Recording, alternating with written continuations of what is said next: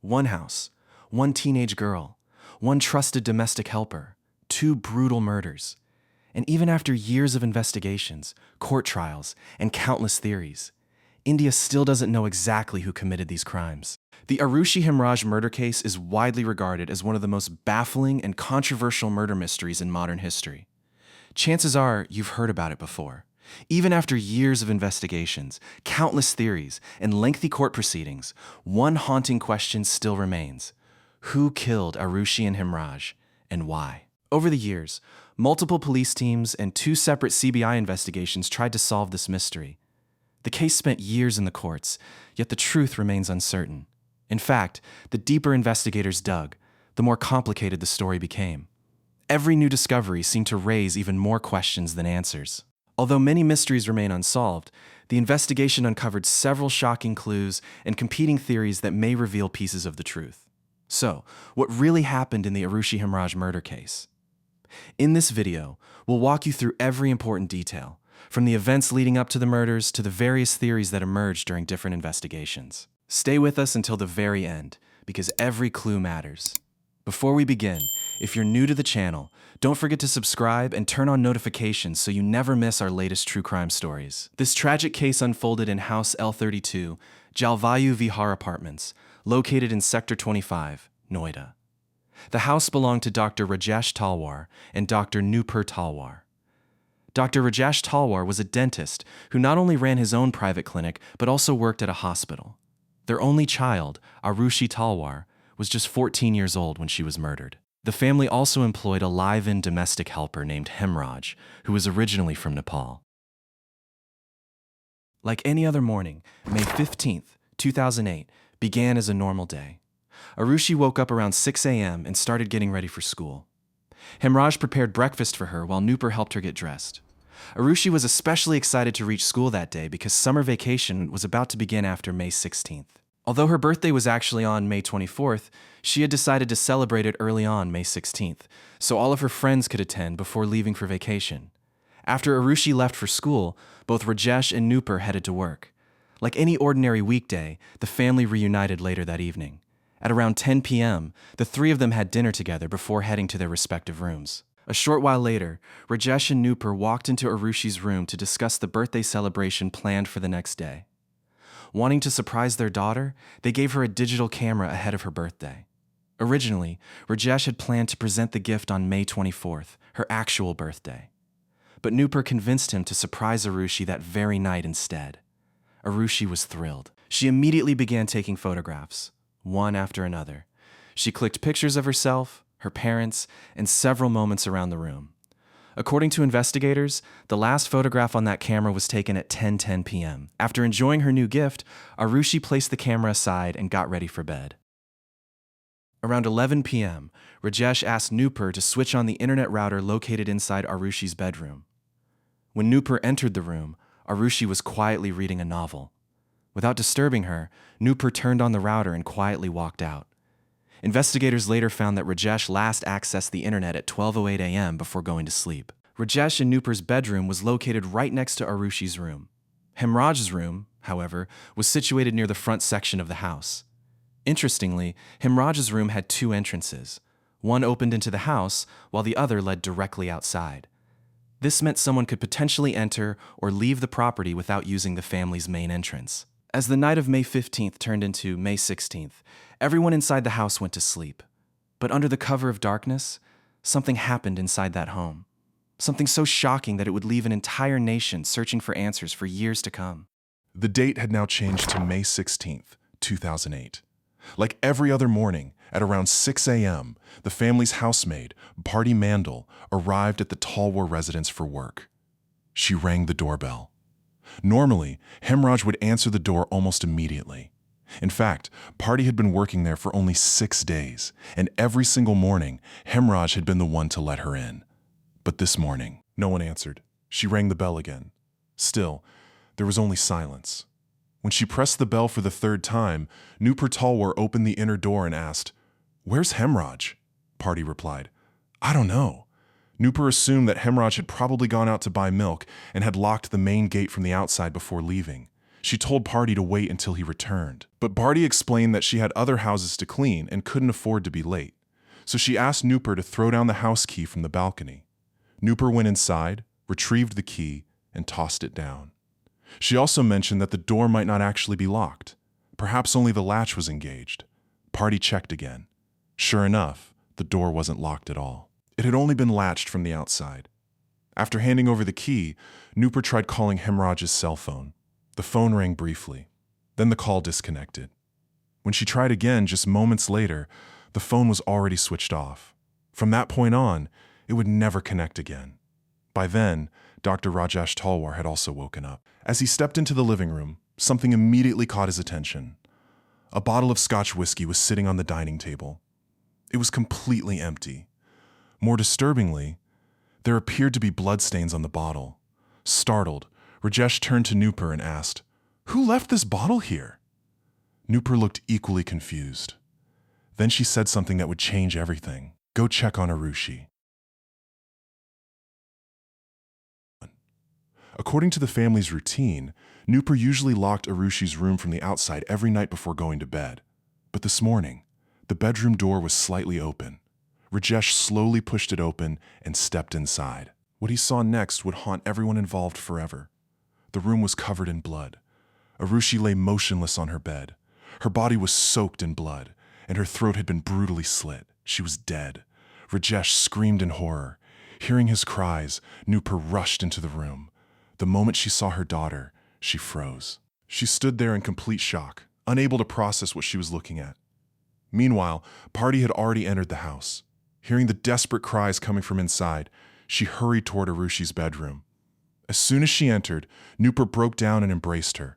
Then, pulling back the blanket covering Arushi's body, she revealed the horrific wound on the young girl's throat. Through tears, she cried, Look what happened! What has Hemraj done?" Rajesh and Nooper told Party that Hemraj had murdered Aarushi and fled. Trying to remain calm, Party asked if she should call someone for help. Nooper nodded. Party ran outside and alerted the neighbors. Within minutes, residents of Jalvayu Vihar apartments began gathering inside the house. Someone instructed security guard Virendra Singh to call the police. When officers arrived at the scene, they found nearly 15 people standing inside the living room. Several others were inside Rajesh and Nooper's bedroom. Ironically, no one was inside Arushi's room anymore.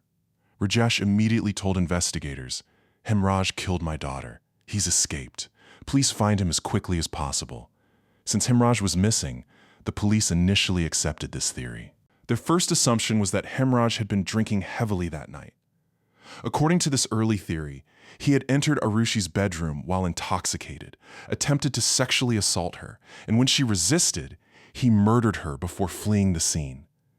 Based on this assumption, police officially declared Hemraj the prime suspect. A reward of rupee 20,000 was announced for information leading to his arrest. One police team immediately left for Nepal to search his hometown, while another team remained behind to investigate the crime scene. Meanwhile, Arushi's body was taken for an autopsy at approximately 8:30 a.m. After the post-mortem examination, her body was returned home around 1 p.m. Later that afternoon, at approximately 4 p.m., Aarushi was cremated at a nearby crematorium. Police later questioned why the funeral had taken place so quickly. Rajesh Talwar explained that the decision had been made following the advice of the family's elders, who believed the last rites should be performed without unnecessary delay. Unfortunately, from the moment Arushi's body was discovered until after her funeral, dozens of people entered and exited the house. The crime scene was heavily contaminated. Investigators also failed to properly secure the area. According to forensic experts, as much as 90% of the physical evidence may have been destroyed because of this negligence. Police collected blood samples from the walls, the whiskey bottle, bed sheets, and other items. Fingerprint evidence was also gathered throughout the house. During their inspection, officers noticed something unusual. There were bloodstains leading toward the staircase that went up to the terrace. Following the trail, they reached the terrace door. It was locked. An officer asked Rajesh Talwar for the key. According to police records, Rajesh went inside the house but didn't return for quite some time. When officers asked again, Rajesh reportedly became irritated. He told them, "You're wasting precious time checking the roof. The killer is getting farther away." His insistence convinced officers to abandon the search and continue looking for Hemraj instead. It would prove to be a costly mistake. On May 17, 2008, Rajesh and Nupur left for Haridwar to immerse Aarushi's ashes. Back in Noida, investigators continued examining the house. That same day, a retired police officer named K.K. Gautam visited the crime scene at the request of one of the investigators. When he noticed the bloodstains leading to the terrace, he also asked for the terrace key. But no key could be found. Finally, investigators decided to break open the lock. At around 10:30 a.m., the terrace door was forced open. What they discovered inside shocked everyone. A body was lying on the rooftop. The victim's throat had been slit, in almost exactly the same way as Aarushi's. Initially, even Rajesh Talwar's brother couldn't identify the body. Rajesh and Nupur were called back from Haridwar immediately. When Rajesh arrived, he also said he couldn't say for certain who the dead man was. Finally, Hemraj's friends were brought in. The moment they saw the body, they identified it. It was Hemraj. The very man the police had been hunting as Aarushi's killer had been dead all along. Now the investigation had become far more complicated. Instead of one murder, the police were now faced with solving two. With Hemraj now confirmed as the second victim, the investigation took a dramatic turn. The police team itself became divided. One group believed the evidence pointed toward Dr. Rajesh Talwar and Dr. Nupur Talwar. The other team focused on Hemraj's friends, convinced that someone from his circle might be responsible. The first suspect they investigated was Vishnu Sharma, one of Hemraj's close friends. Interestingly, Vishnu had previously worked for the Talwar family. But after he went on leave, Rajesh Talwar hired Hemraj as a permanent employee, effectively replacing him. Investigators theorized that Vishnu may have held a grudge after losing his job. According to this theory, he killed Hemraj out of revenge. Aarushi may have witnessed the murder, forcing him to eliminate her as well. Based on this suspicion, police took Vishnu into custody for questioning. However, the theory quickly fell apart. Investigators confirmed that on the night of the murders, Vishnu wasn't even in India. He was in Nepal. At this point, police had suspected two people. One of them, Hemraj, had turned out to be a murder victim himself. The other had a solid alibi. The investigation was back to square one. As investigators searched for a new suspect, the case exploded across the media. Day and night, newspapers, television channels, and news networks covered every development. Soon, several media outlets began openly questioning Aarushi's own parents. That media speculation soon influenced the investigation itself. On May 23, 2008, police summoned Rajesh and Nupur Talwar for questioning. Rajesh was later produced before a local magistrate, formally arrested, and sent to Dasna jail. Soon afterward, police held their first major press conference on the case. The claims they made shocked the entire country. Inspector General of Police Gurdarshan Singh alleged that investigators had uncovered evidence suggesting Rajesh Talwar was having an extramarital affair with a woman named Anita Durrani. According to the police, Aarushi had learned about the alleged affair through one of her friends, Anmol. Investigators claimed she became deeply upset and confronted her father about it. The police further alleged that the emotional impact of discovering the affair had changed Aarushi's behavior dramatically. Then came an even more controversial claim. Police alleged that Aarushi had supposedly developed an inappropriate relationship with Hemraj. According to this theory, on the night of May 15, 2008, after Rajesh had gone to bed, Hemraj entered Aarushi's room. Investigators claimed that while the two were together, Rajesh walked out of his bedroom, noticed Aarushi's door slightly open, and stepped inside. There, according to the police version, he found them in what they described as an objectionable position. Enraged, Rajesh allegedly attacked Hemraj, dragged him to the terrace, struck him on the head with a heavy object, and then slit his throat with a surgical blade before locking the terrace door. Police further claimed that Rajesh then returned downstairs, consumed a large amount of whiskey, and later killed his own daughter. It's important to note that these were not established facts. They were allegations made by the police during the investigation. The backlash was immediate.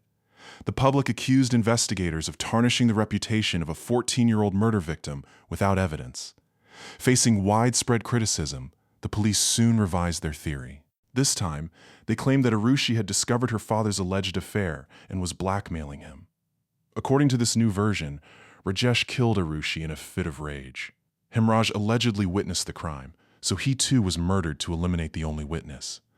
Police also accused Nupur Talwar of helping her husband destroy evidence after both murders. As public pressure continued to grow, the case was transferred to the Central Bureau of Investigation (CBI) on June 1, 2008. Once the CBI took over, the direction of the investigation changed completely. Almost immediately, investigators shifted their focus away from Rajesh and Nupur Talwar. Instead, suspicion fell on Krishna, an assistant who worked at Rajesh Talwar's dental clinic. During the investigation, the CBI learned that just 2 days before the murders, Krishna had made a serious mistake at work. Rajesh had reportedly scolded him harshly.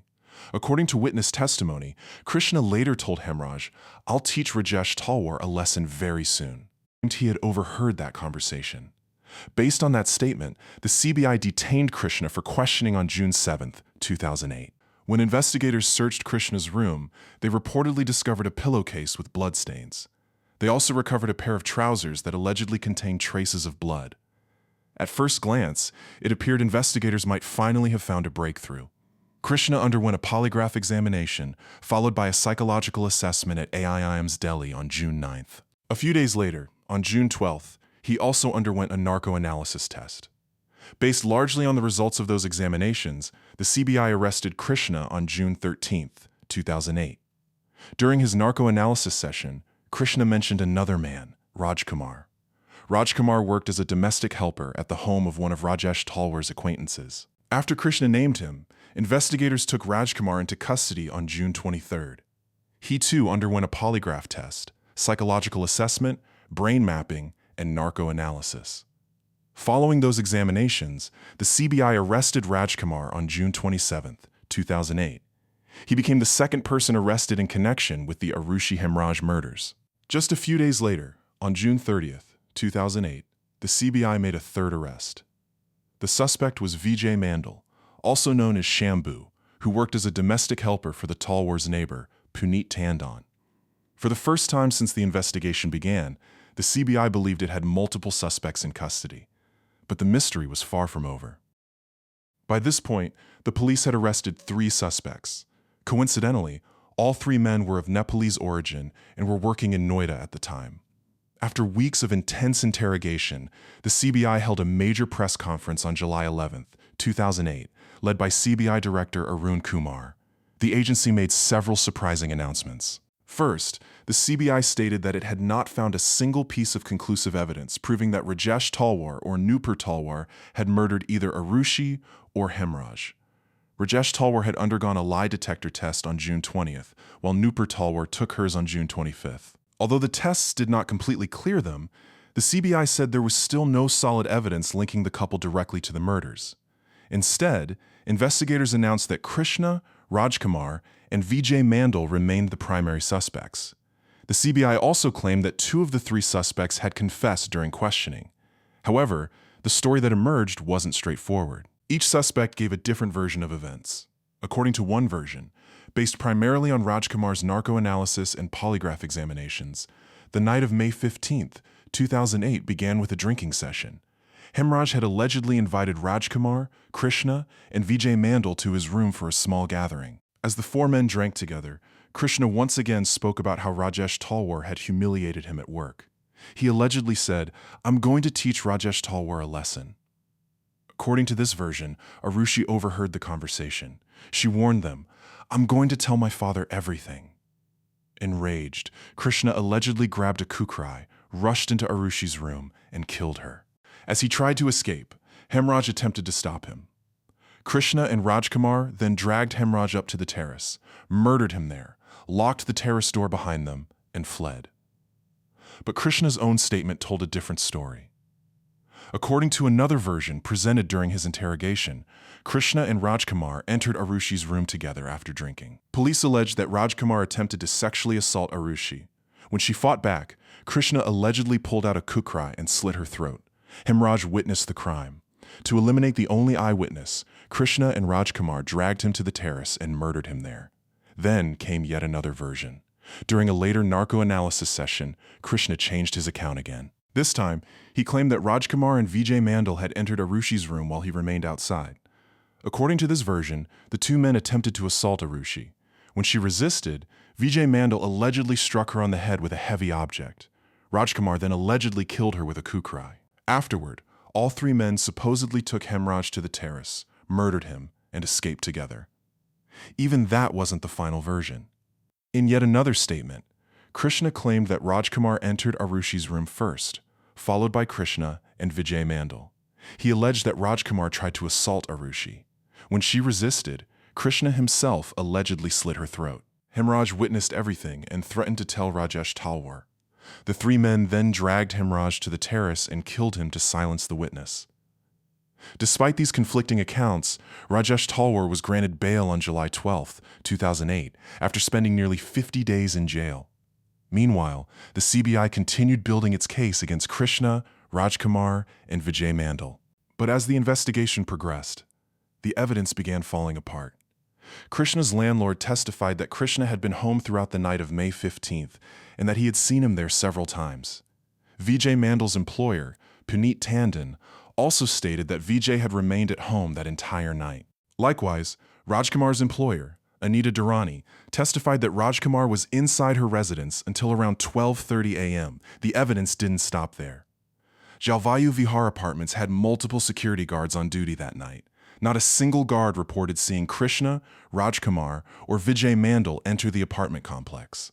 Forensic evidence also failed to support the CBI's theory. None of the suspects' DNA matched any biological evidence recovered from the Talwar residence. Their fingerprints were nowhere to be found inside the house. Investigators had also recovered a kukrai from Krishna and initially claimed it contained bloodstains. Later, forensic analysis revealed that the blood was not human blood. As more details surfaced, serious questions were raised about the investigation itself. Allegations emerged that investigators had pressured the three suspects into making false confessions. Critics claimed that the stories revealed during the narco-analysis sessions had been fed to the suspects beforehand. The case was rapidly falling apart. While the investigation was still ongoing, a major change took place. In September 2008, the original CBI team was removed from the case. A completely new investigation team was appointed. The three domestic workers who had once been considered the primary suspects were released due to a lack of evidence. After his release, Vijay Mandal publicly alleged that CBI officers had subjected him to severe physical and psychological torture during interrogation. The new investigation team was led by SP Neelam Kishore, with an additional SP serving as the lead investigating officer. Determined to start from scratch, the new CBI team re-examined every piece of evidence. One of their first steps was to question the doctors who had conducted Aarushi's post-mortem examination. During those interviews, Dr. Sunil Dor and Dr. Naresh Raj made observations that sparked fresh controversy. According to the doctors, Aarushi's hymen appeared damaged. They also believed her private parts had been thoroughly cleaned after death. Separately, Dr. Naresh Raj testified that Hemraj's condition suggested he may have been involved in sexual activity shortly before he died. These observations became highly controversial and were later debated extensively by forensic experts and during court proceedings. They were investigative claims, not established facts. In October 2009, investigators reconstructed the crime scene. The new CBI team concluded that the condition of Aarushi's bedroom, as people had seen it after the murders, was likely not the original crime scene. According to investigators, someone had carefully rearranged the room after the killings before alerting others. Another allegation soon followed. The CBI claimed that while Aarushi's autopsy was being conducted, Rajesh Talwar had contacted a relative who knew a retired police officer. That officer allegedly called one of the doctors performing the post-mortem. Investigators suspected the purpose of the call was to influence the wording of the autopsy report, particularly any references to sexual assault or biological evidence. Rajesh Talwar denied these allegations, and they remained part of the investigators' theory rather than a judicial finding. The new CBI team also closely examined the severe head injury found on Aarushi. Based on the shape of the wound, investigators theorized that it may have been caused by a golf club.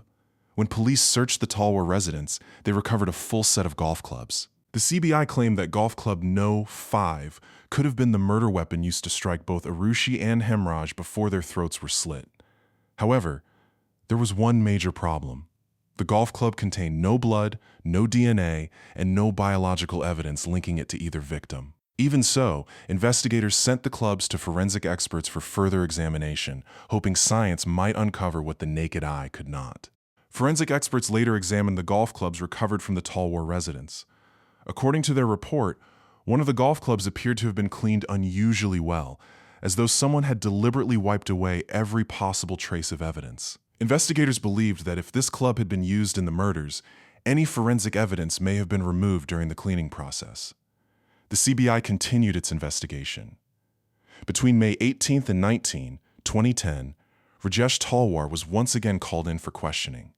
Despite months of interrogation and an extensive investigation, the agency still failed to uncover any conclusive evidence. As a result, on December 29, 2010, the new CBI team filed a closure report before the court, requesting that the case be closed. However, the report presented a complicated picture. While the CBI stated that the 3 domestic workers should no longer be considered suspects due to insufficient evidence, it also raised suspicion against Rajesh and Nupur Talwar.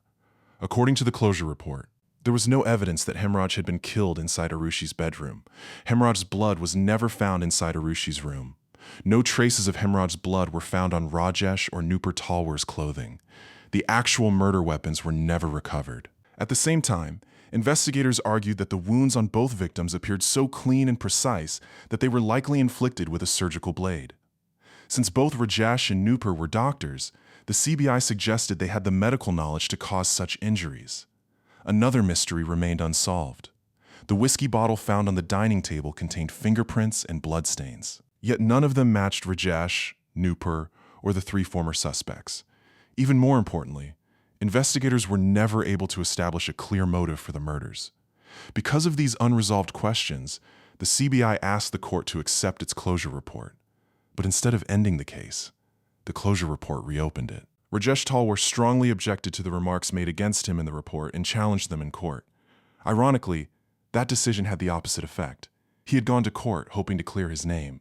Instead, the court rejected the closure report and treated it as a charge sheet, ordering that Rajesh and Nupur Talwar stand trial. The court concluded there was sufficient circumstantial evidence to proceed against them. The investigation entered a new phase. During the trial, the CBI presented an entirely new reconstruction of what they believed happened on the night of May 15th, 2008.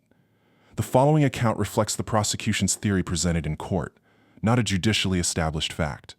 According to the CBI, Rajesh Talwar was asleep in his bedroom when he heard unusual noises. He stepped outside and first checked Hemraj's room. Finding it empty, he realized the sounds were actually coming from Aarushi's bedroom. As he passed Hemraj's room, he allegedly picked up a golf club and rushed toward Aarushi's room. The prosecution claimed that Rajesh found Aarushi and Hemraj together in what it described as an objectionable position. Overcome with rage, he allegedly struck Hemraj on the head with the golf club. The first blow staggered him. When Rajesh swung again, Hemraj ducked, and the second strike accidentally hit Aarushi on the head. According to the prosecution, both victims suffered fatal head injuries. At that point, the CBI claimed Nupur Talwar realized there was no way to undo what had happened. The prosecution alleged that the couple wrapped Hemraj's body in a bedsheet, carried it to the terrace, slit his throat with a surgical blade, and locked the terrace door. They then returned downstairs and allegedly slit Aarushi's throat to make it appear that she had also been murdered with the same weapon. The prosecution further alleged that Aarushi's body was cleaned and her clothes adjusted before the scene was staged. According to the CBI, the couple then cleaned bloodstains throughout the house, hid the golf club, removed potential evidence, and locked the main entrance from the outside before re-entering the house through Hemraj's room to create the impression that an outsider had fled after the murders. The agency also alleged that Rajesh drank Scotch whiskey while waiting for morning, and that the events unfolded according to this staged plan once the housemaid arrived. The trial court accepted the prosecution's circumstantial evidence. On November 25, 2013, Rajesh Talwar and Nupur Talwar were found guilty of the murders of Aarushi and Hemraj. They were also convicted of destroying evidence, misleading investigators, and filing false information.